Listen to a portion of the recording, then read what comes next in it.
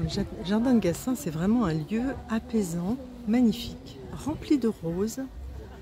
C'est vraiment un petit écrin de nature. Il n'y a vraiment que de la nature autour. Personne ne peut soupçonner qu'il y ait tout ça. C'est magnifique. Apaisant, puis alors, énergétiquement, c'est formidable.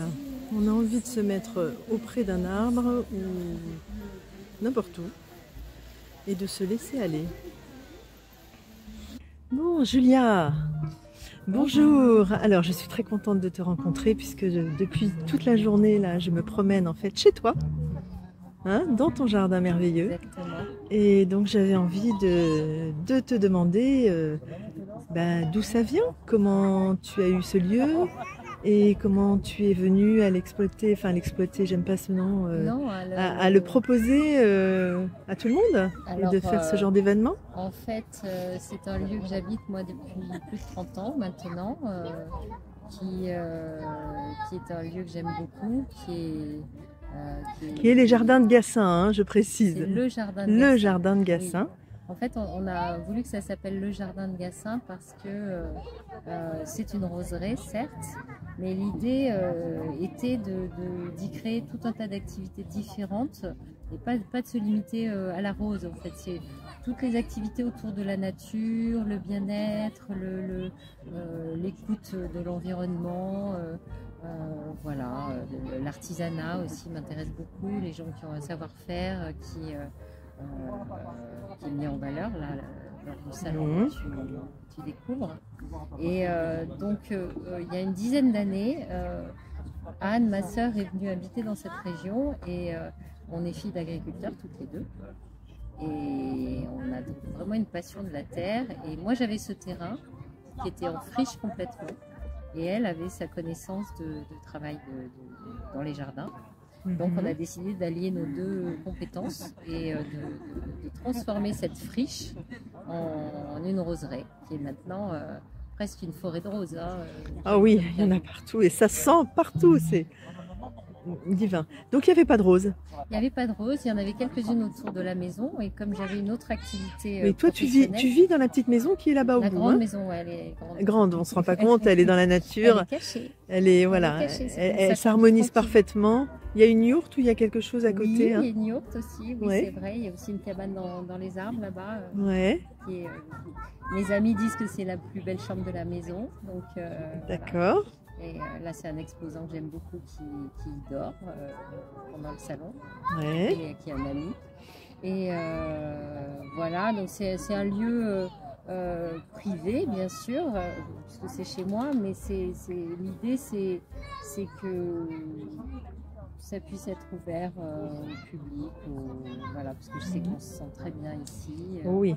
Il y a beaucoup d'énergie, bonne vibration. Ça fait combien de temps que vous l'ouvrez, qu'il est aménagé comme ça et que vous l'ouvrez Alors il y a 10 ans qu'on est parti sur le projet de plantation de rosiers avec Anne. Et puis donc on a d'abord travaillé pendant 2 ans, on a travaillé le terrain, donc avec des semis d'engrais verts, on a incorporé du compost biodynamique partout sur toute la surface du terrain, 24 tonnes de compost quand même, donc on a bien bossé toutes les deux. Hein. Et puis après on a planté les premiers rosiers, donc maintenant il y a 9 ans, puisque c'était en 2013. Ah voilà la musique des plantes qui commence, ça j'adore. Et donc même les très très grands rosiers que vous voyez, qui sont des rosiers lianes hein, pour certains, ils n'ont que 8 ans, 8 ans et demi. Quoi. Donc, il y en a, c'est des arbres. Hein. Ah oui, oui c'est juste très impressionnant. Ouais. Voilà, ça pousse très très bien. C'est vrai qu'on les a beaucoup entretenus tout au long. Hein. Voilà. Mais après, il y en a beaucoup qui sont plus du tout irrigués non plus, qui se débrouillent complètement. Même l'année dernière, l'été dernier, qui était très très chaud. Tous les rosiers là qui sont grimpants là sur le grillage, qui sont des géants, n'ont pas eu une goutte d'eau de l'été. Hein. Donc il y a vraiment possibilité, quand on soigne la plante dans les premières années en fait, le rosier il va aller faire une racine en profondeur. Et s'il y a de l'eau dans le sol, il va la trouver, même si elle a 20-30 mètres, il va la trouver. Donc c'est voilà.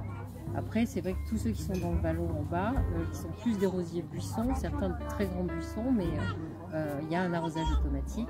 Là, j'arrose tous les 10 jours en été, on va dire à peu près. Donc, il y a quand même besoin d'eau. Et cette eau, c'est en arrosage automatique, elle est restituée dans la terre de toute façon directement. Donc, voilà. Et donc, vous ouvrez au public depuis 3 ans, c'est ça? On ouvre au public, on a ouvert en 2017 à nos amis d'abord, pour leur demander si notre idée de se balader au milieu des rosiers pour voir à quoi ils ressemblaient adultes et est-ce que ça leur donnerait envie d'acheter un plant de rosier. Ils nous ont dit que c'était une idée géniale, donc on est parti là-dessus et on a ouvert au public en 2018 en produisant nos rosiers. Ah oui, donc là c'était pour vendre des rosiers. Pour vendre des rosiers, voilà. Accueillir vraiment le jardin en visite libre et puis que les gens puissent se balader au milieu des rosiers et choisir leur rosier en sachant à quoi il ressemble. Quand vous achetez un rosier en pot, vous savez jamais quel volume il va prendre ensuite. Donc voilà, ça c'était l'idée première. D'accord. Et puis ça a évolué. Ça a évolué, on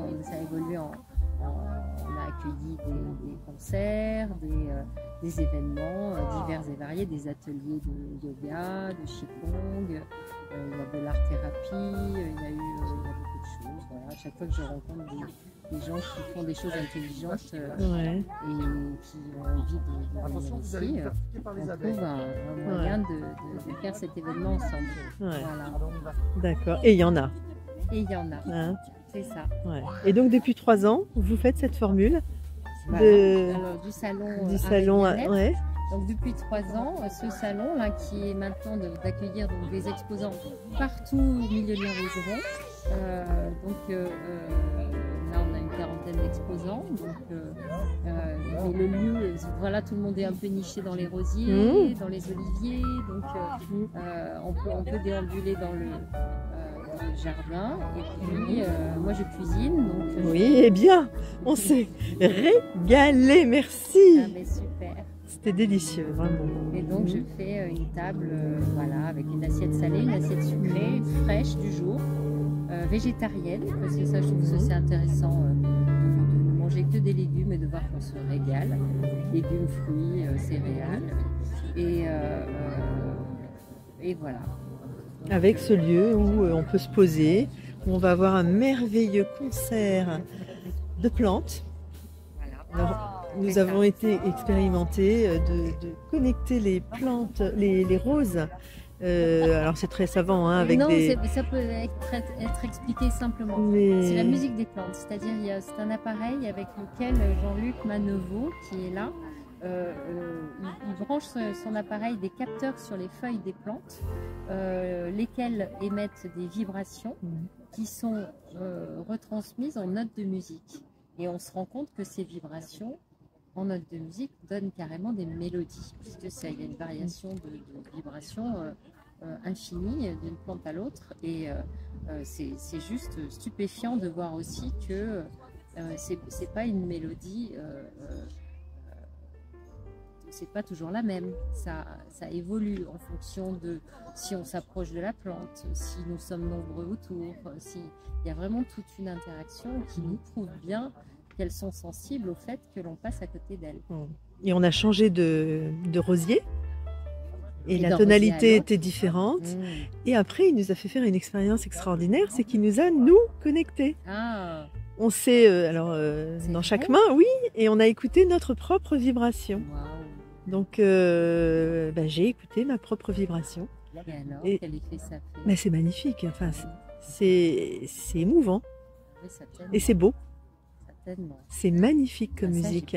Et on l'a fait donc avec 3 femmes et un homme. D'accord. Et les mélodies étaient vraiment très différentes. C'est vrai? Ouais, très très différentes. C'est une merveille. À part sur le doigt? Oui, alors là on tenait je sais pas quel pôle, voilà, et puis de l'autre côté on s'est connecté au petit doigt, on l'a pincé et on a attendu et hop, la musique est venue. Super. Génial. Et donc là ce soir on va, en fait ils arrivent c'est des musiciens qui vont... Dis-moi hein, si je me trompe, hein, ou tu veux l'expliquer? En fait, il y a Jean-Luc qui va nous faire écouter les plantes. Il se connecte à quelques plantes qui sont autour de la scène. Et il y a Harpiste qui va accompagner cette mélodie des plantes en improvisation.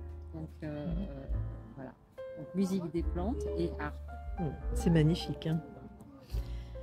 Donc écoute, merci d'offrir ce lieu à tout le monde. Qui risque peut-être d'être un peu plus connu une fois que ma chaîne YouTube aura plein d'abonnés. Bien sûr, évidemment. Est-ce que je pourrais mettre en barre de description les lieux, éventuellement ton numéro, enfin on verra. Tu mets tout ce que tu veux. Ouais, super. Merci. Et puis écoute, on va passer une très bonne soirée tous ensemble. Voilà, merci beaucoup Julia. Un romarin. La musique est diffusée en direct. Hein. Il n'y a pas d'enregistrement.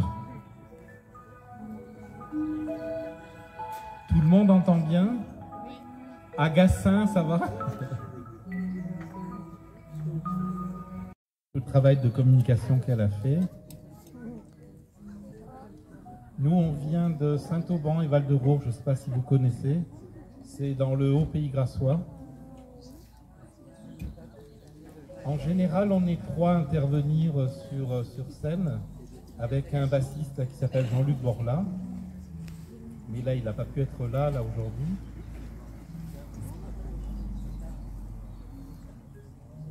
Donc, il y a quelques années, on a monté une association qui s'appelle Botanic System, que l'on a créée avec Dominique pour promouvoir la musique des plantes.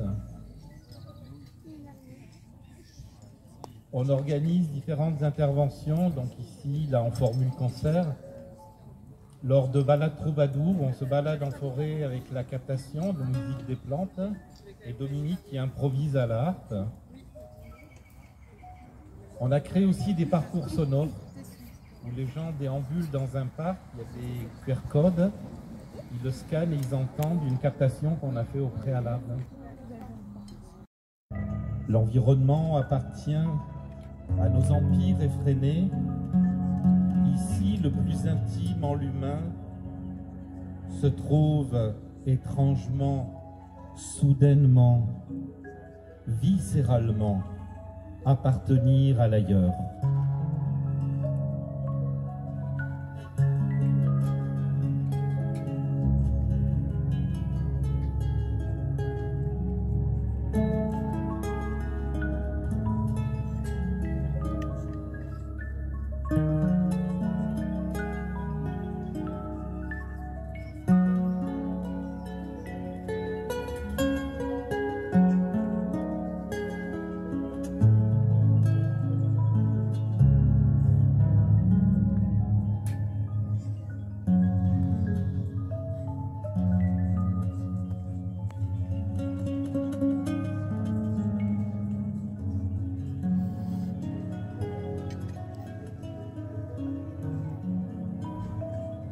Ah, ça va. Bonjour Sylvie. Donc je me suis baladée toute la journée dans ce jardin merveilleux avec des rencontres extraordinaires et je voulais absolument te rencontrer parce que je crois que c'est toi qui es à l'origine de toute l'organisation de cette journée. Est-ce que tu peux nous en dire plus? Alors bien sûr, en fait, moi je suis organisatrice d'événements de métier. Je fais aussi des choses avec les arbres, ça c'est mon côté régénérateur par rapport au métier que je fais. Et quand j'ai rencontré Julia au jardin de Gassin, j'ai dit là, il y a un lieu qu'il faut absolument qu'on développe en événementiel parce que c'est l'endroit parfait pour faire un événement lié au bien-être et à l'art. Et du coup, je lui ai proposé ça il y a 3 ans. On a fait une première édition qui a été un vrai beau succès quand même, parce que c'était une première édition, on n'avait pas de budget pour faire de la com, rien, mais les gens sont venus. Ensuite, l'année dernière, on a eu une journée de mauvais temps. À la pluie, à fond, on s'est dit on se décourage pas, on reporte sur le week-end d'après. Les gens sont venus aussi. Et là, ce week-end, on a une chance inouïe d'avoir un temps comme ça. Il fait un temps magnifique. Et on a vraiment, moi ce que j'aime, c'est qu'on fait une sélection de gens qui travaillent avec le cœur, qui travaillent avec l'énergie, qui travaillent avec le côté tout ce qu'on met dans son art, dans son côté créateur, dans ce qu'on met dans ses soins, quand on est énergéticien, fait partie aussi de ce qu'on veut transmettre. C'est que les gens comme ça, moi je les connais tous, je sais qui sont les gens. Et il y a vraiment, c'est de l'ordre presque de la recommandation. Allez les voir, allez-y en confiance. Mais j'y étais, tout le monde est dans la boîte. Bon ben, c'est parfait. Et c'était le but, c'était de montrer aux gens qu'il y a moyen de se faire du bien. Non seulement en marchant dans un jardin pieds nus déjà, ça commence par là, en admirant des fleurs extraordinaires, en sentant les odeurs, parce que ça participe aussi, mais aussi en ayant affaire à des gens qui vont te soigner spirituellement, qui vont te guider vers un soin thérapeutique, qui vont t'amener dans leur art à te connecter à autre chose. Voilà, l'idée c'était de vraiment amener cette poésie dans le soin thérapeutique aussi. Voilà, parce qu'on a eu des siestes musicales, vous avez peut-être participé à ça un peu plus loin. On a de la poésie chantée sur scène. Tout est là. Oui, moi j'ai entendu qu'il y avait de la musique toute la journée. Hein. Ouais, il y a de la musique, il y avait des poèmes en musique. Enfin, tout est dans les mots, dans la transmission des mots. Jusqu'à l'organisation des repas. Voilà, on s'est régalé. Hein. Parce qu'en fait, voilà, le but pour Julia d'organiser tout ça, c'est de partager, elle, son côté culinaire. Parce qu'elle adore cuisiner, elle est une ancienne restauratrice. Et elle fait des repas avec le cœur aussi. Elle choisit les aliments, elle le fait en conscience. Elle fait vraiment les choses dans l'idée de régaler tout le monde et de faire que tout le monde soit satisfait d'avoir goûté un repas savoureux. Donc c'est parti de cette idée-là, voilà. Vous vous connaissiez, de partage. Elle a voulu mettre en avant ce lieu, et toi tu savais faire. Ah ben voilà. J'ai essayé de faire ce que je savais faire ici, et c'est un vrai bonheur d'organiser un événement. De tous les événements que j'organise, celui-là est unique. C'est celui dans lequel je me sens à ma place, dans mon élément, où vraiment le stress n'existe pas. Parce que j'ai des événements qui sont plus stressants que ça à organiser. Et celui-là, mais vraiment, il suffit de poser les pieds dans le sol, hein, ça suffit. On est hors temps, hein, c'est ce qu'on se disait tout à l'heure. Et puis on est hors jungle. Ah oui, oui, oui. Tropézienne. Et ça, on le sait. Ici, c'est très énergivore. C'est trop de bruit, c'est trop de monde, c'est trop d'argent, c'est trop de tout. Mais là, on retrouve l'essentiel. La simplicité, les végétaux, le calme, la quiétude intérieure. On parle doucement. T'as vu comment on parle doucement? C'est assez incroyable. Donc voilà, ici, c'est une oasis pour moi. C'est ça, complètement. Et les gens ne le connaissent pas. Les gens d'ici ne connaissent pas le jardin de Gasson. C'est absolument incroyable. Des personnes se sont perdues pour venir nous voir tout à l'heure. Elles sont montées à l'office de tourisme pour avoir l'information. Ils n'ont pas été capables de leur dire où on était. À l'office de tourisme, ils ne savaient pas qu'on organisait cette manifestation. Alors qu'ils ont tout reçu, évidemment, en information. Voilà, c'est pour te dire que cet endroit, je crois qu'il attire aussi les gens qui prennent le temps de le rencontrer, de le trouver. Qu'il faut aller au-delà de sa recherche, ne pas être toujours sur... on nous dit soi-même, pourquoi mettez pas des panneaux? Et pourquoi faire? C'est vous qui devez trouver. Vous allez le trouver si vous le cherchez.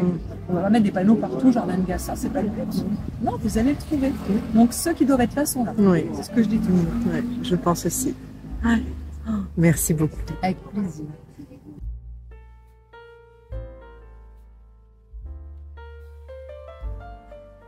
Alors, je me balade toujours dans les jardins de Gassin, c'est superbe, magnifique, et je tombe sur Hélène, c'est ça?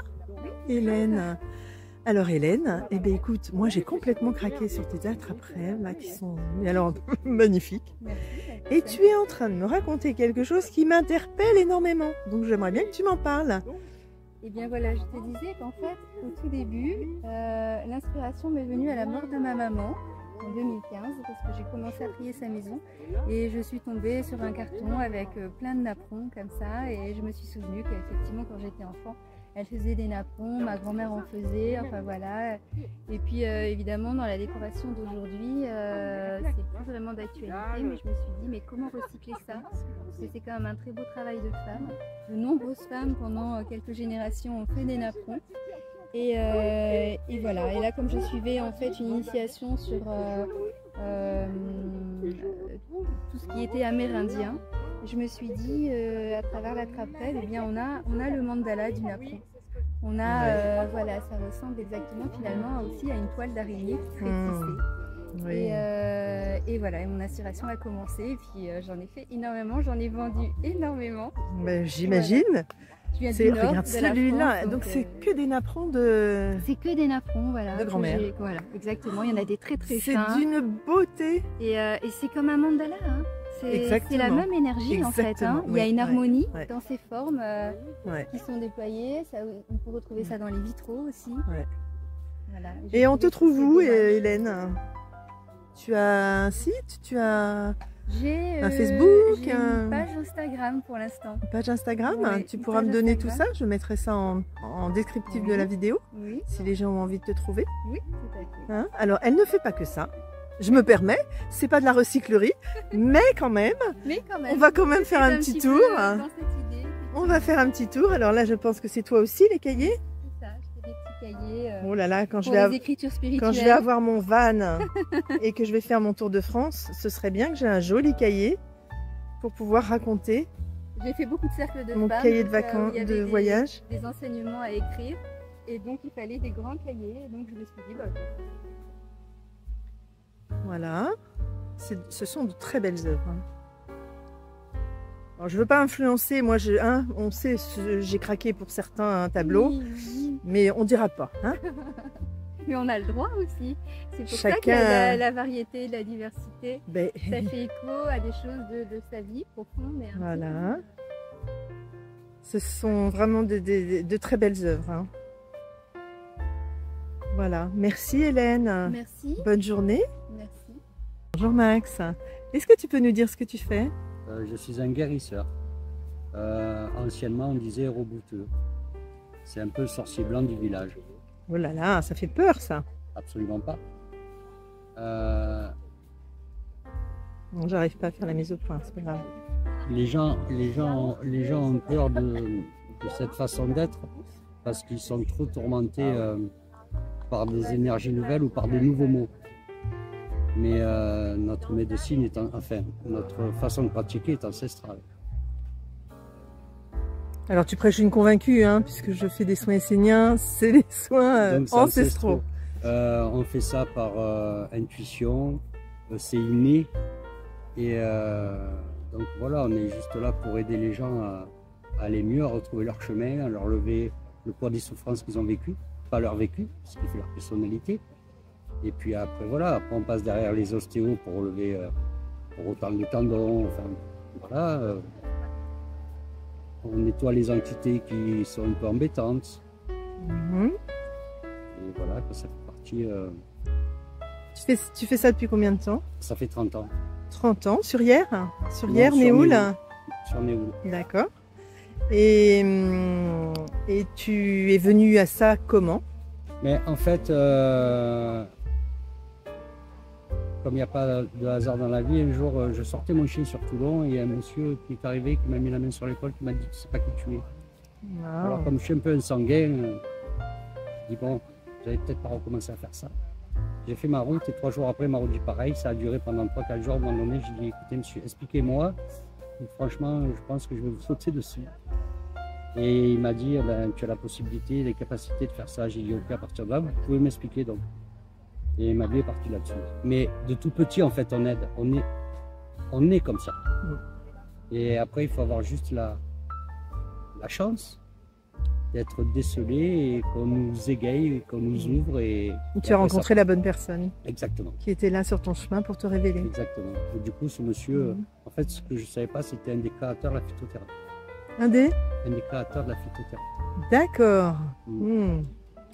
Mais tout ça, on est bien d'accord que c'est la médecine de demain. C'est même pas la médecine de demain, c'est la médecine d'aujourd'hui. Hein. Oui, c'est la médecine d'aujourd'hui. En parallèle, il y a des médecines aussi médicamenteuses qui font ça. Ah bah bien sûr. Mais on est tous en parallèle. Mais le truc qui me dérange, c'est que déjà, on est des électrons libres, on est des libres penseurs et on est ingérable. Voilà. Après, je connais beaucoup de chirurgiens qui nous appellent parce qu'ils font leur travail. Ils ont compris qu'on est, je me répète, on est en parallèle. Ils font leur travail et ils savent très bien qu'on est complémentaires. Après, ils ne comprennent pas trop quand on commence à parler un peu technique parce que nous, on n'a pas fait d'école, on n'a pas fait d'études de médecine, mais on connaît le corps. Et des fois, ils nous disent « Ah, mais comment tu sais ça ?» Ben, je ne sais pas, je le sais. Donc, je vous le dis. Voilà. Bon, et donc, on te retrouve, tu as donc 2 cabinets, c'est ça? Oui, des permanences? J'en ai un sur Néoul. Et j'ai une permanence tous les mardis dans un nouveau centre paramédical qui vient de s'ouvrir à hier. D'accord. Centre Alexandre. Tu acceptes que je mette tout ça dans la description de la vidéo? Il n'y a aucun problème. J'imagine. Et donc, tu es aussi coupeur de feu? Oui. Tu rééquilibres les énergies, ouais, revitalisation sportive, oui. Préparation aux compétitions, c'est intéressant. Oui, parce qu'en fait, j'ai la possibilité de leur faire un relâchement musculaire. Je fais beaucoup de pilote moto parce que je fais de la moto sur circuit. Et en fait, j'arrive à leur... disons, quand ils se font opérer du syndrome des loges, ils leur enlèvent la petite peau et après leur kiné, en fait, quand ils massent, ils appuient chaque fois. Ils recontractent. En fait, moi, j'arrive à décrocher le muscle et à les libérer. Et après, j'arrive à leur lever leur peur. On a toujours peur. Où on prend un virage à droite ou à gauche ou un gros freinage, mais il y a toujours une peur. Et en fait, j'arrive à leur lever leur peur. D'accord, voilà. Super. Et tu aides aussi à la perte d'un proche? Oui. Alors, donc l'accompagnement au deuil? Oui, c'est-à-dire que ma méthode, c'est il y a le chagrin et la peine. Le chagrin, c'est l'amour qu'on a pour la personne qui est partie. Ça, il ne faut pas le lever, évidemment. Mais la peine, ça empêche la continuité de son chemin. Alors la vie ne va pas être pompelope après, mais elle peut être accueillie d'une autre façon et honorable pour la personne. Donc j'aide à faire partir la personne. Et j'ai trouvé une petite technique tranquille. Je leur demande de regarder dans mes yeux et au fond de mes yeux, ils voient la personne partir sur son nouveau chemin et là, ils sont libérés. Parce qu'ils savent qu'ils ne les accrochent plus déjà. Et ils savent qu'ils seront toujours là, mais qu'il faut qu'ils fassent un autre chemin. Super, je vais laisser les gens te découvrir et venir à toi. C'est gentil. Je te remercie. Les idées. Et comme il n'y a pas de hasard, j'ai adoré cette rencontre. Merci beaucoup, Max. Merci à toi. Au revoir. Au plaisir. Bon, et je continue avec Clémence. Clémence, c'est joli, tu es à l'ombre en plus, tu es bien placée. Oui. Alors attends, je montre un petit peu ton stand. On est bien installé là, hein, ça me donne envie d'y rester parce qu'il fait très chaud. Clémence, qu'est-ce que tu fais? Ben, je fais des soins. J'apporte du bien-être aux autres. Oui. Voilà. Et je diffuse, j'essaye de réharmoniser, de faire en sorte d'apporter ce que je sais, ce que j'ai vécu, ce que j'ai ressenti aux gens autour de moi qui en ont besoin, qui viennent à moi. Alors, comment tu les aides? Et ben, de plein de façons différentes. Je reçois des guidances intuitives. Donc je travaille avec mes mains, beaucoup. Avec les messages aussi que je vais recevoir. Et puis avec tout un tas d'outils qui font maintenant partie de qui je suis. Je me suis formée petit à petit au Reiki, à l'EFT, à l'hypnose, aux constellations familiales aussi. J'ai travaillé sur le transgénérationnel. Voilà. Ce qui est important pour moi, c'est d'aller permettre à chacun de découvrir ses propres capacités. Voilà. Et tu as l'air très jeune, excuse-moi d'être indiscrète. J'ai 31 ans. Tu as 31 ans et tu es éveillée sur tout ça depuis combien de temps? Depuis l'âge de mes 23 ans. En fait, j'ai été très longtemps malade, 15 ans. De mes 7 à mes 23 ans, j'ai cherché beaucoup de réponses dans la médecine allopathique. Oui. Réponse que j'ai malheureusement pas trouvée. J'avais une maladie auto-immune qui a été... voilà, on m'a cherché pendant des années à me guérir. Et j'ai trouvé la guérison grâce à une guérisseuse. Voilà. Ça veut dire que c'est partie de mon histoire. Je peux partager. J'ai perdu ma... Est-ce que tu peux parler un tout petit peu plus fort, s'il te plaît? J'ai perdu ma soeur jumelle. Tu as perdu qui? Ma soeur jumelle. Oui. Dans le ventre de ma maman, hein, c'était post-natal. Et cette perte-là a créé un vrai déséquilibre jusqu'à mes 23 ans, que je comprenne ce qui s'était passé et que je m'incarne. Donc à ce moment-là, qu'est-ce qui s'est passé? J'ai guéri du jour au lendemain, plus aucun symptôme. Et beaucoup de messages, beaucoup de ressentis, beaucoup de visions, voilà.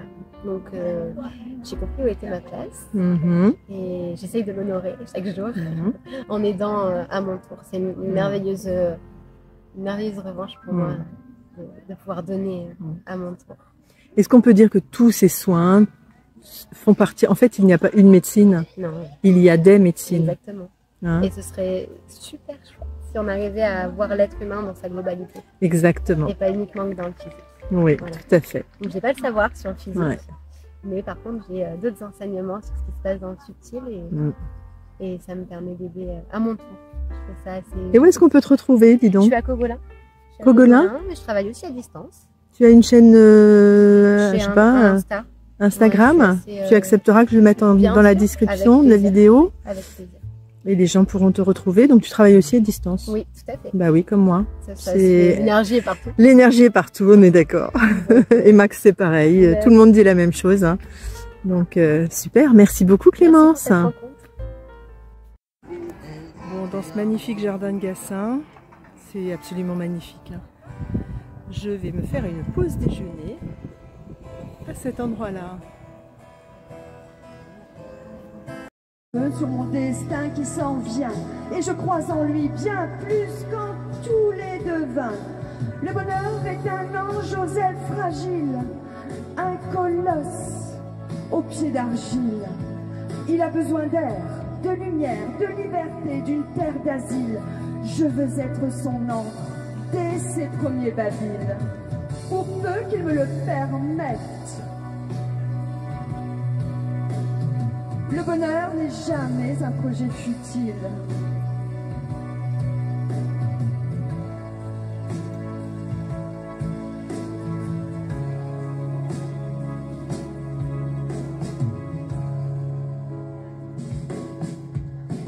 Le bonheur en partant avait le sourire en bandoulière.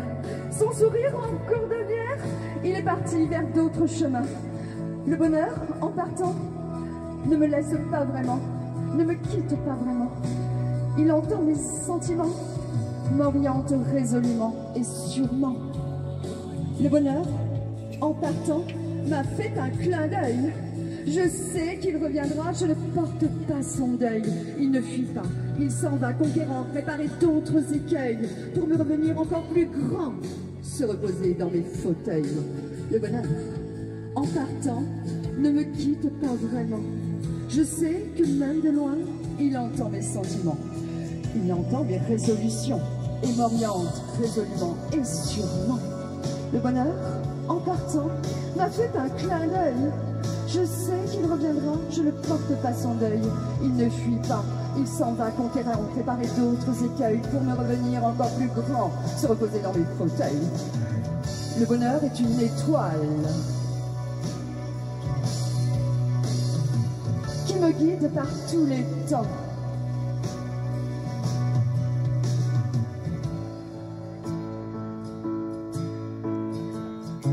Le bonheur, en partant, m'a dit qu'il reviendrait. Jacques Prévert. Bonjour, j'ai oublié ton nom. Tu m'as dit ton prénom tout à l'heure. Elsa, bonjour Elsa. Qu'est-ce que tu fais de beau? Alors 2 secondes, hein, je montre quand même ton stand. Alors, parce que je crois que tu vas me parler d'autre chose encore que ce qu'il y a sur la table, des magnifiques bracelets. Tout à fait. Tout à fait. Ça, c'est la face émergée de l'iceberg. Voilà. Alors, est-ce que tu peux m'expliquer? Tout à fait. Alors, on va commencer par là, parce que tout commence à l'intérieur. Donc, j'ai créé ce coffret-là pour aider les gens à se reconnecter à eux-mêmes, avec un petit protocole que j'ai mis au point sur des ateliers créatifs. Ça commence par une relaxation sensorielle, pour se reconnecter à quelque chose qu'on peut saisir relativement facilement. Oui. Et puis, à l'issue de cette relaxation multisensorielle, on va être dans l'état de réceptivité qui est intéressant pour faire du tirage de cartes intuitives. Et donc là, on peut utiliser ces cartes, là, que vous voyez là.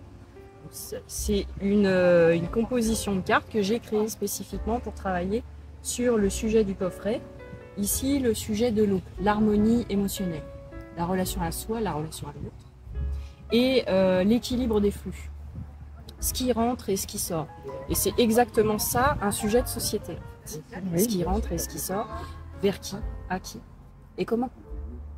Et donc ça, en fait, pour moi, c'est le prélude d'une réflexion beaucoup plus large. On commence par soi, et puis quand on en a appris suffisamment, on est capable de proposer ça au groupe ou à d'autres personnes. Et là, on commence à rentrer dans le soin, avec des choses, peut-être des supports un peu différents, que ce soit des pierres, que ce soit de l'encens, que ce soit des huiles essentielles, des fleurs de bac. Il y a 1000 moyens de faire, mais le fond, il est toujours le même. C'est l'aide aux autres, c'est le soutien aux autres, c'est donner ce qu'on a pu recevoir d'une certaine façon. C'est un flux continu, en fait, pour élever la conscience collective. Il y a plein de supports. Et donc moi, dans tous ces supports, j'en ai un troisième. C'est mon deuxième métier. Oui. Et c'est le support qui aide tous les innovateurs, tout ce qui relève du monde qui émerge aujourd'hui et qui grandira demain, autour du coopératif, de la mutualité, d'une conception beaucoup plus circulaire de la matière. Et au-delà du circulaire pur, qui s'intéresse vraiment uniquement à la matière inerte, du lien à ça là, au vivant, le lien au vivant. Et cette étape-là, c'est l'étape du régénératif. Donc avant d'aller sur le régénératif, il faut commencer par se régénérer soi-même. Il faut commencer par comprendre ça et l'intégrer en profondeur et être cohérent pour pouvoir ensuite développer ça à l'échelle d'un groupe et voire même d'une collectivité, d'un commun et d'une économie. Et après, pour aller sur ces terrains-là, on a des outils plus analytiques, on a des modèles, on a même des business models. Et ça, c'est mon deuxième travail. Travailler sur les business models qui mènent à une économie régénérative. Alors concrètement, comment ça se passe? Alors concrètement, comment ça se passe? Avec des porteurs de projets? Voilà, on peut tout à fait avoir, alors soit des marques qui existent déjà, ou alors des porteurs de projets. Ça peut être des gens qui ont l'optique de créer un écolieu ou un lieu un peu différent d'accueil des visiteurs. Quand on dit écolieu, il y a de tout, il y a à boire et à manger, hein, bien souvent. L'écolieu, globalement, le principe essentiel, c'est d'assurer un brassage des personnes et de réconcilier les visiteurs, les habitants, la nature, les autres êtres vivants. Écolieu, tiers-lieu, hein, on est d'accord. Tout à fait, écolieu et tiers-lieu. Et donc le principe, c'est de structurer tout ça et de fournir des outils pour s'assurer qu'on est bien sur la bonne voie. Parce que l'enfer étant pavé de bonnes intentions, bien souvent, en chemin, on a tendance à se perdre un peu, voire même à carrément passer à côté des vrais enjeux. Donc ça passe quand même par des outils analytiques qui sont là à notre secours. Par exemple, la mesure d'impact, c'est extrêmement important. La planification des choses. Et puis les grandes bases de ce qui va faire le régénératif, c'est-à-dire dans le jargon technique, les parties prenantes. Donc ce qu'on appelle les parties prenantes, c'est l'ensemble des acteurs qui ont un intérêt quelconque ou une interaction quelconque avec le sujet d'étude, l'écolieu par exemple. Et l'idée, c'est de faire comprendre à cet écolieu dans quel écosystème il se trouve, qui sont ces parties prenantes, y compris les animaux, y compris la nature, qui sont des parties prenantes à part entière. C'est ça la vraie nouveauté du régénératif. Et ensuite, comprendre comment, dans son insertion économique, dans sa chaîne de valeur, la chaîne de valeur étant tout ce qui est nécessaire en amont, en aval et au milieu pour produire le service ou le produit en question. Donc on analyse tout ça, on mappe, on fait une cartographie de l'ensemble des parties prenantes, on modélise un petit peu les interactions complexes. Alors comme c'est complexe, on modélise pas tout, mais au moins on en prend conscience. Et ensuite on va choisir des priorités, et dans ces priorités on va en faire une espèce de raison d'être. On va en faire un fil conducteur, un fil commun qui sera pérenne dans le temps, et sur lequel on va construire derrière tout le concept qui va aller avec l'écolieu. Et donc toutes les activités concrètes qu'on va y faire et qui seront une façon d'incarner cette raison d'être là. Et une fois qu'on a construit tout ça, bien sûr, il faut mesurer ce qu'on fait. Donc là, il faut commencer à rentrer dans de la rigueur, dans quelque chose de scientifique. Et il faut commencer à avoir des indicateurs clairs, les suivre, et puis se fixer des objectifs avec des trajectoires. Avec un business plan, tu les accompagnes. Plan, etc. Exactement. Oui, on est encore dans la matrice. On est encore dans la matière, mais ça peut être un support. Mais il faut le voir dans le positif, là. Voilà. Selon l'écosystème dans lequel on est, le business model et ce qu'on va appeler le business plan, ce sont des manières de gagner de l'argent puis de le réinvestir, et non pas de le dépenser. C'est la nuance qu'il peut y avoir entre les coûts et l'investissement. Ces manières-là qu'on a de gagner l'argent, l'idée c'est qu'elles soient nourrissantes pour le vivant et qu'elles soient de nature à, dans un premier temps, restaurer ce qui a été cassé et dans un deuxième temps, faire en sorte que ce vivant-là retrouve toutes les conditions pour atteindre son plein potentiel. Donc les arbres, ils rendent des tas de services écosystémiques dans la nature. Ils assurent pas que la captation du carbone, ils assurent beaucoup d'autres choses. Ils assurent la communication avec les autres êtres vivants, ils font tourner la chaîne alimentaire. Ils sont en interaction avec quasiment tout le vivant, y compris nous. Ils nous permettent d'être ce qu'on est. Donc l'idée c'est de prendre conscience de tout ça et de faire en sorte que notre activité soutienne la leur. Donc nous, dans notre matière à nous, avec cette monnaie d'échange qu'on a créée qui s'appelle l'argent et qui est en fait une manière d'harmoniser les flux, parce que c'est un flux universel et compris par tout le monde, et bien cette manière-là doit pouvoir être aussi au bénéfice de cela. Et tu fais ça où? Alors je fais ça à Aix-en-Provence. D'accord. Voilà, et je rayonne dans la région sud. Cette Noisy-Fort, c'est la marque qui crée toutes ces expériences-là, est basée à Grasse. Et j'ai choisi Grasse parce que c'est un lien familial. Et c'était bien pour moi d'avoir un pied à Grasse et un pied à Aix. Ça me permet de rayonner sur toute la région sud, d'avoir deux écosystèmes un peu différents et puis de faire le pont aussi avec ce que je vis dans ma vie personnelle. Donc c'était important d'avoir les deux ancrages. D'accord. Et si les gens veulent te retrouver, tu pourras me donner tes coordonnées? Est-ce que tu acceptes que je les mette en bas de la description? Complètement, complètement. Bon. Eh bien alors. Voilà, tout est là. Et merci. On peut, voilà, petite carte de visite. Donc ça c'est le travail intérieur. Et puis après l'autre activité c'est Elsa Happy Travels. Parce que j'estime que la responsabilité, la contribution sociétale, c'est un voyage en soi. D'où le Happy Travels. Donc je vous mettrai tout ça en bas de la description. Merci Elsa. C'était un grand plaisir. Au revoir. Au revoir. Voilà, et j'arrive sur le stand de Rémi et Arabelle. Arabelle, quel joli prénom. Bonjour. Bonjour. Alors, je vois cosmétiques, naturels et produits bien-être fabriqués à l'orgue. Oh, bah je crois que ça mérite une explication. Eh bien déjà, nous sommes labellisés Slow Cosmétique. C'est un label qui est pour une cosmétique plus sensée, plus authentique. Dans un monde où malheureusement il y a quand même beaucoup de greenwashing et de dérives, surtout voilà, dans tout ce qui est consommation et cosmétique. Et donc nous, on utilise des produits locaux. On travaille avec des petits producteurs en circuit court. On met en avant les ingrédients qui existent dans le Var. Voilà. Je crois que c'est, enfin, beaucoup de personnes ont envie de produits naturels maintenant. Hein.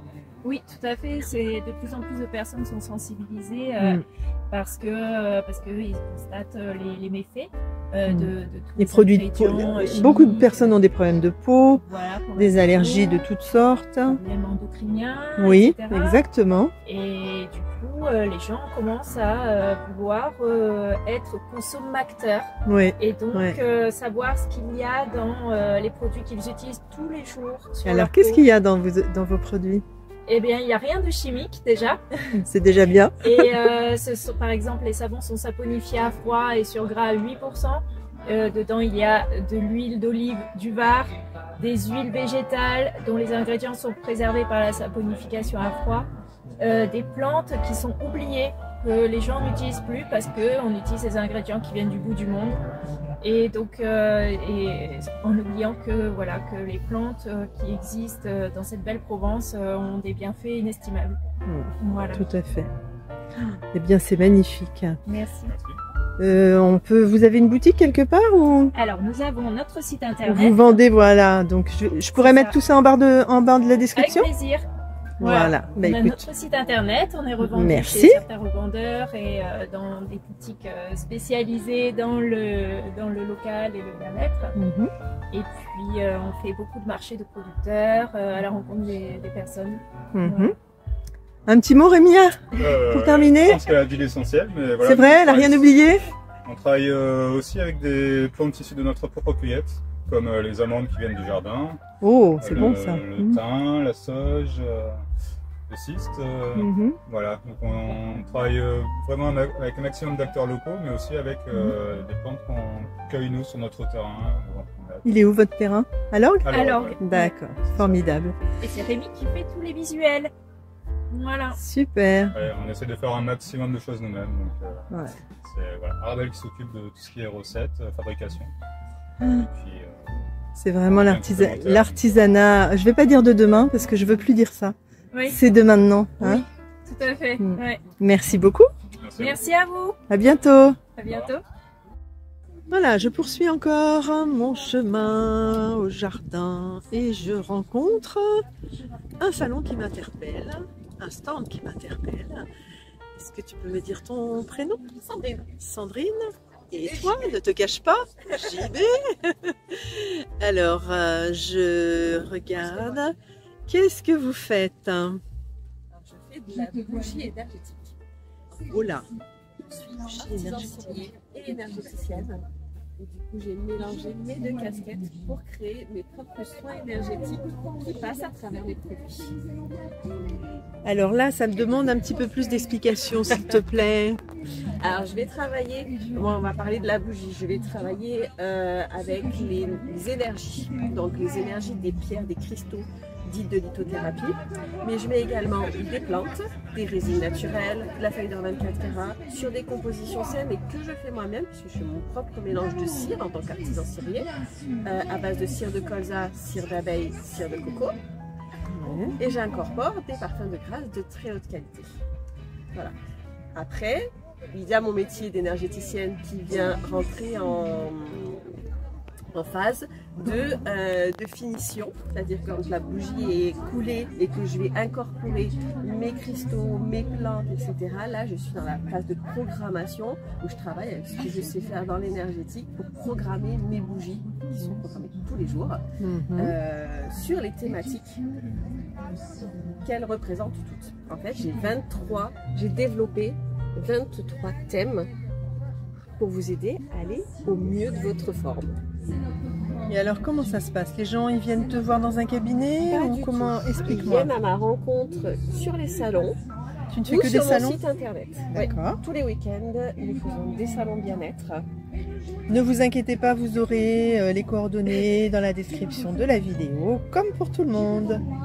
Et la façon que ça a de fonctionner, puisqu'on me demande souvent pourquoi soin énergétique, en fait, quand vous allez allumer votre bougie, le fait de mettre la flamme donne l'accord à la bougie de venir vous prodiguer le soin.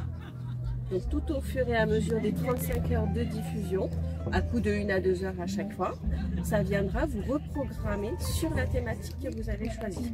Le but étant de monter votre jauge au maximum qu'il est possible. D'accord, c'est-à-dire que les gens viennent, enfin oui, d'abord... Comme on viendrait me voir pour une consultation en soins énergétiques parce qu'on manque de confiance en soi et qu'on a besoin de se libérer, on a besoin d'avoir des petits tips.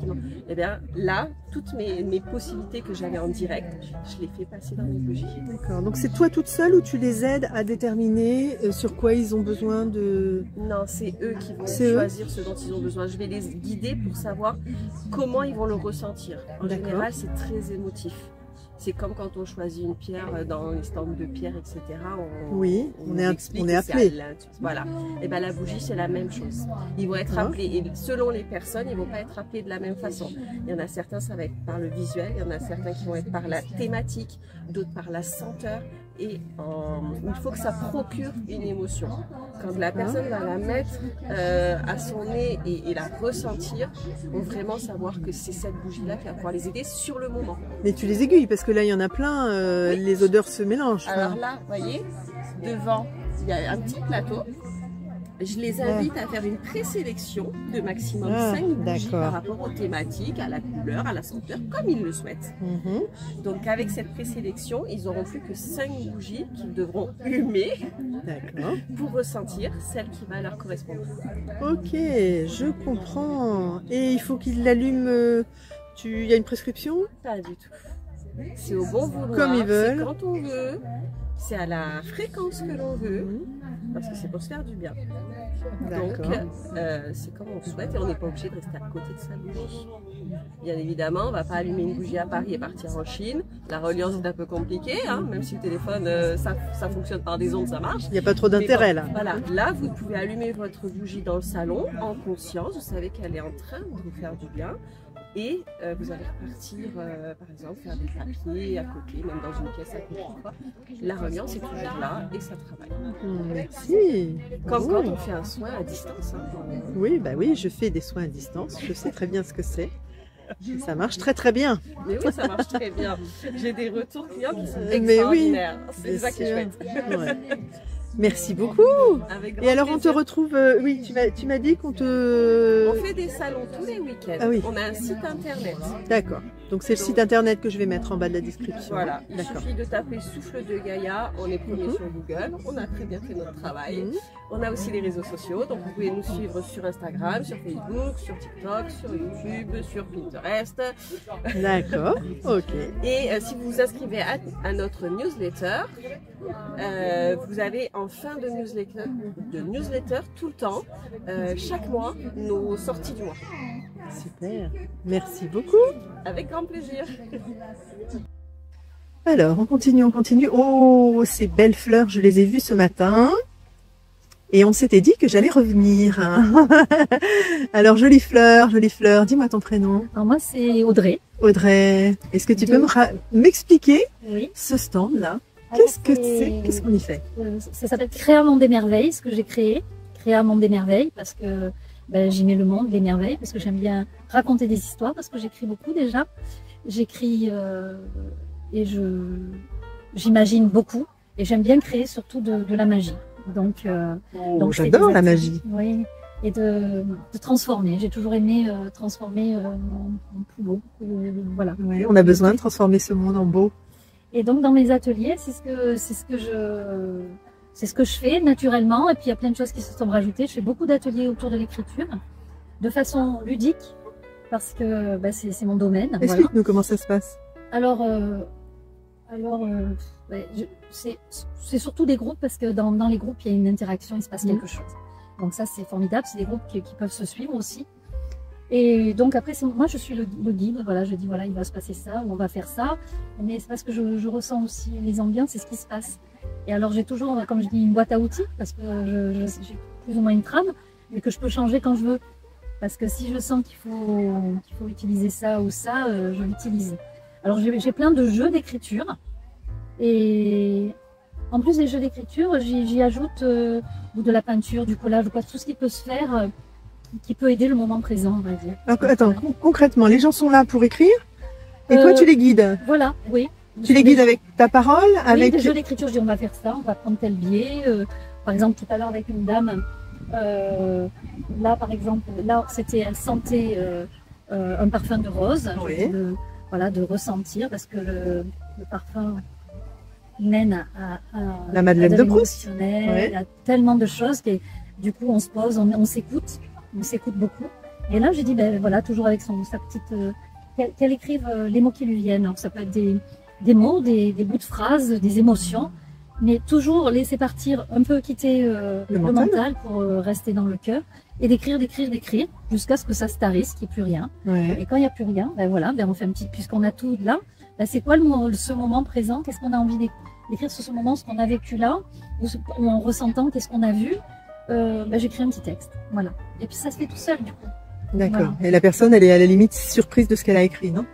Souvent, et puis ça peut partir dans l'imaginaire, mais je dis surtout, on se met pas de barrière, on n'essaye pas de faire ni joli, on se laisse faire par le moment. Et puis même si c'est imaginaire, qu'on a pris ces mots-là, qu'on vit ça, mais qu'on a mis autre chose, peu importe.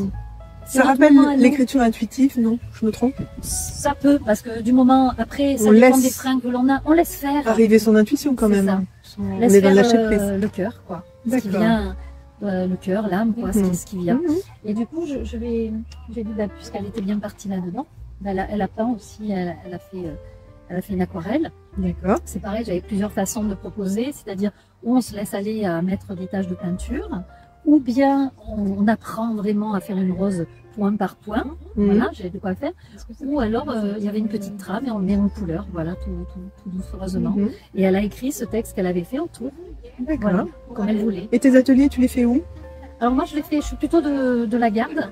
D'accord. Là, pour certains ateliers, je suis avec Christine parce qu'on s'est rencontrés et qu'on est complémentaires et qu'on aime bien faire certains salons ensemble parce que c'est très motivant. Et puis, voilà, et puis on s'entend bien sûr. Voilà. Sinon je suis autour de la garde et puis après je bouge. Mais ce que j'aime bien, c'est d'aller dans des endroits inspirants. Ça fait que là, je suis dans un jardin aujourd'hui. La semaine dernière, j'étais dans un autre jardin à côté de Pugéville. Oui. Voilà, toute seule. Christine n'était pas là, mais après on est indépendante, hein, mais on aime bien se retrouver aussi. Et j'aime bien aller dans des endroits inspirants. Ça fait que souvent, même avec des groupes, je dis, bah tiens, voilà, dès qu'on a le groupe, j'ai cru qu'on m'appelait. Dès qu'on a un groupe, je dis, bah voilà, quand même, je vais énoncer l'endroit où on va aller, si on doit se grouper en voiture et tout. Mais moi, je laisse toujours des surprises. Hein. Moi, je suis pleine de surprises, des papiers à piocher, voilà, même ceux qui me connaissent bien, ils essayent de me dire, alors, bah, tu ne sauras pas plus, hein. Tu seras juste surprise. Parce que j'adore faire des surprises, j'adore ça. Donc, on va dans des endroits magiques, il y a des endroits merveilleux où il y a une sculpture, ou un point de vue, où la nature, de toute façon, c'est tellement porteur. Et puis j'ai ma petite trame, pareil, dans mon atelier, où on y inclut d'aller prendre, parce qu'il y a un point d'eau, d'aller peindre au bord de l'eau. Voilà, mais c'est jamais pareil. Il y a une trame d'écriture, mais après, c'est une aventure. Je mettrai tes coordonnées dans la description. Et alors, ta collègue là, est-ce qu'on peut la voir, la deuxième fleur parmi les fleurs? Tu veux qu'on se mette mais comme tu veux. On peut s'asseoir là ou là. On est bien là. Est-ce que ça va pas être trop sombre? Enfin, je regarde. Il faut pas que je sois trop près de toi. Non, ça va. Ou alors je me mets par terre. On a le droit de se mettre là ou c'est à quelqu'un? Non. Bon, eh bien, écoute. C'est les fauteuils pour les voyages. Oh, mais on est très bien là. Méditatif. Alors, qu'est-ce que tu fais, toi? Tu parles de voyage méditatif? Alors, bah, moi, je propose un voyage sonore, sensoriel, autour des roses, forcément ici. Ah bah ici, t'es servi. Voilà, là, je suis plus que servie. Et du coup, en fait, l'idée, c'est de permettre aux gens déjà de se poser. Ça dure 6 minutes, les gens se posent. Je leur mets un casque sur les oreilles et je les amène à voyager, en fait, au cœur des roses. Et l'idée, c'est de mettre un peu, on va dire, en route tous les sens et de prendre le temps de ressentir la fleur. Donc il y a un fond musical, il y a un texte que j'ai écrit qui accompagne. Il n'y a pas d'odeur, hein? Alors si, on prend la rose aussi, on la sent. Ah, tu peux, d'accord. Il y a tous les sens qui sont, il y a toucher, bon il n'y a pas le goût, mais... on peut manger les pétales. On peut, hein, on pourrait aussi, tout à fait. Voilà, donc en fait l'idée c'est ça. C'est de permettre un voyage sensoriel. Un voyage de 10 minutes, 6 minutes. Oui, très évasif. Essayer, même si tu as envie. Je te remercie. Et tu es où? À quel endroit? Moi j'habite à Bormes, les Mimosas. Ah oui, on est voisines. Et je fais pas que ça. Hein. En fait, j'essaye de reconnecter un peu les gens à la nature et à ce qui les entoure. C'est-à-dire je propose des ateliers comme ça, parce qu'en fait ici, à travers ce que je fais, c'est aussi une manière de sensibiliser les gens au vivant, à la beauté du vivant. Et moi, je considère que l'émerveillement, c'est une porte d'entrée, déjà pour sensibiliser les gens à mieux respecter tout ce qui nous entoure. Donc, je fais ce genre d'atelier créatif parce que j'aime bien. C'est pour ça qu'aussi, avec Audrey, on travaille ensemble sur des événements. Et puis, je propose également des bains de forêt. C'est des immersions sensorielles, toujours dans la nature. Et c'est toujours un peu dans la même optique, c'est de permettre aux gens de lâcher prise, d'être vraiment dans le moment présent et de redécouvrir ou de découvrir à nouveau d'une autre manière la nature. Et c'est merveilleux aussi de tout ce qui vous entoure, de prendre conscience en fait de tout ça. C'est une promenade guidée C'est une promenade, voilà, c'est guidé. Donc l'intérêt, c'est que les gens, ils n'ont pas à réfléchir. Parce que parfois, les gens me disent oui, mais moi, je vais me balader seule en forêt, je peux faire ça toute seule, j'ai pas besoin de toi. Et en fait, si, parce que là, l'intérêt, c'est qu'on guide les gens à travers des micro-expériences qui peuvent être très variées, diverses et variées. Mais l'intérêt, c'est de permettre aux gens d'être dans le moment présent et d'être complètement là où ils sont, au moment où ils sont, au lieu où ils sont, et de vraiment profiter en fait, c'est vraiment de profiter de l'instant présent et de la nature. Voilà. Et donc tu les guides. C'est ça. C'est des groupes importants ou des petits groupes? C'est des petits groupes entre 6 et vraiment 15, mais vraiment maxi. En règle générale, ça va pas au-delà. Et tu fais ça dans le Massif des Morts, un peu partout là? Alors je fais ça autour de Bormes, et puis je suis aussi marquée Esprit Parc National. Donc je travaille aussi dans le parc national de Port-Pro. Ah oui. Donc j'ai un bain de forêt qui est marqué Esprit Parc National sur l'île de Port-Pro et un sur le Cap Hardy. D'accord. Le Cap Hardy, c'est pas loin d'ici, c'est dans la baie de Saint-Tropez. D'accord. Voilà, ça fait partie du territoire du parc national. D'accord. Tu as un site ou des coordonnées? J'ai un Instagram. Eh ben, tu me donneras, je le mettrai en bas de la description, si les gens veulent te retrouver. Oui. Et puis, voilà, toujours dans la sensibilisation, j'ai un autre créneau qui est un peu plus, on va dire, un peu plus académique, entre guillemets. Je suis également animatrice de la presse de la biodiversité, qui est un jeu de sensibilisation aux enjeux liés à l'érosion de la biodiversité. Ouais. C'est un atelier qui est on va dire, classique, mais qui est intéressant aussi. Et le but, c'est pas du tout de faire culpabiliser les gens, mais c'est déjà de leur permettre de réaliser qu'ils font déjà des choses et de les inviter à faire toujours plus. En faire un peu plus, et que chaque petite chose qu'on fait est importante voilà, pour arriver petit à petit à faire progresser les gens vers plus de conscience de plus bon. Merveilleux. Merci beaucoup. Merci à bientôt. Ouais, merci.